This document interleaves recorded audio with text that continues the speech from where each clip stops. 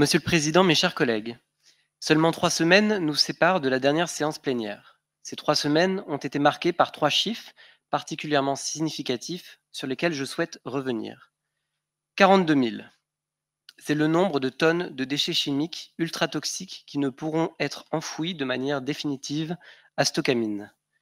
C'est le sens du délibéré du vendredi 15 octobre de la Cour administrative d'appel, vous l'avez rappelé, Monsieur le Président. Sans présager d'un éventuel appel et avant de pouvoir s'attaquer au déstockage lui-même, c'est déjà une victoire et un soulagement immense pour notre territoire.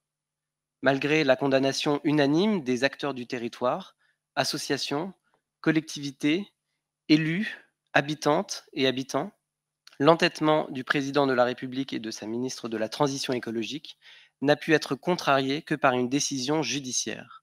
Cela révèle, une fois n'est pas coutume, la faiblesse du dialogue démocratique entre les échelles locales et nationales sur des questions pourtant cruciales d'intégrité du territoire.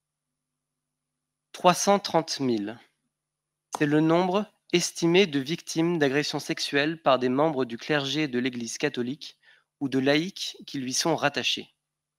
L'ampleur du phénomène est telle qu'elle n'est pas qu'une affaire interne de l'Église. Elle doit nous interpeller en tant qu'élus de proximité. Partout, sur tout le territoire alsacien, nous devons faciliter la parole des victimes et les accompagner dans leur parcours de témoins et de justiciables.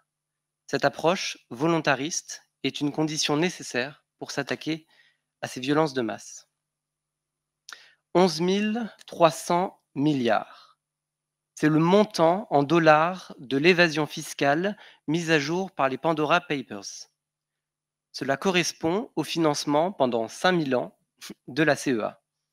Cet énième scandale financier vient nous rappeler que la grande délinquance fiscale assèche les finances publiques et que le manque à gagner impacte à tous les niveaux le moindre arbitrage budgétaire. Le manque de manœuvre budgétaire que vous avez évoqué, Monsieur le Président, est le corollaire de ce laisser-faire fiscal. Depuis 1789, l'impôt est le fondement du contrat social. S'y soustraire, c'est désarmer l'État, c'est désarmer les collectivités, c'est désarmer la CEA pour la bonne réalisation de ses missions de service public, pourtant de premier plan.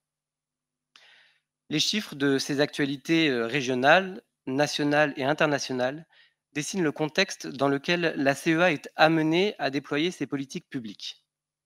Nous devons en avoir conscience alors que le Conseil d'Alsace, désormais pleinement installé, est en ordre de marche pour la nouvelle mandature. Cette séquence d'installation du nouveau Conseil d'Alsace, tout juste terminée, a toutefois révélé 2 failles. La première est l'impréparation politique. J'ai été surpris d'assister le 27 septembre dernier à des débats si laborieux concernant les représentations de la CEA dans divers organismes.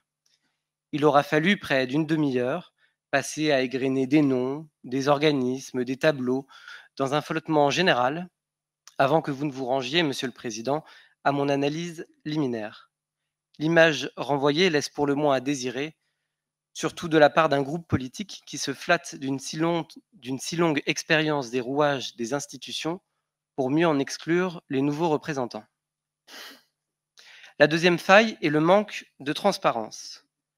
Manque de transparence quand le débat sur la représentation dans les divers organismes n'est plus à l'ordre du jour d'une séance plénière.